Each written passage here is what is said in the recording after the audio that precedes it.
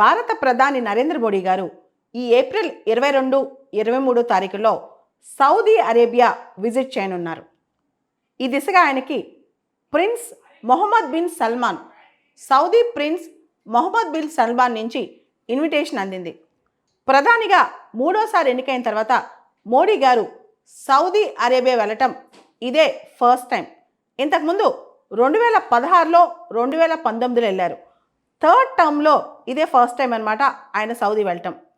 Saudi prince Mohammed bin Salman G20 సదస్సులో భాగంగా 2023లో భారతదేశానికి వచ్చారు. అంతేకాదు India Saudi Arabia strategic partnership కౌన్సిల్లో కో చైర్గా కూడా ఆయన ఆ టైంలో వ్యవహరించారు. మనకు తెలుసు ఇండియన్ డయాస్పొరా దాదాపు 2.7 మిలియన్ ఉన్నారు సౌదీ అరేబియాలో. ఇండియన్ కమ్యూనిటీ అక్కడ ఒక స్ట్రాంగ్ కమ్యూనిటీ అనమాట. చాలామంది ఇండియన్స్ సౌదీలో వర్క్ చేయడానికి వెళ్తూ ఉంటారు. ముఖ్యంగా భారతదేశం నుంచి కేరళ, రకరకాల రాష్ట్రాల నుంచి సౌదీ వెళ్తుంటారు ఇండియన్స్.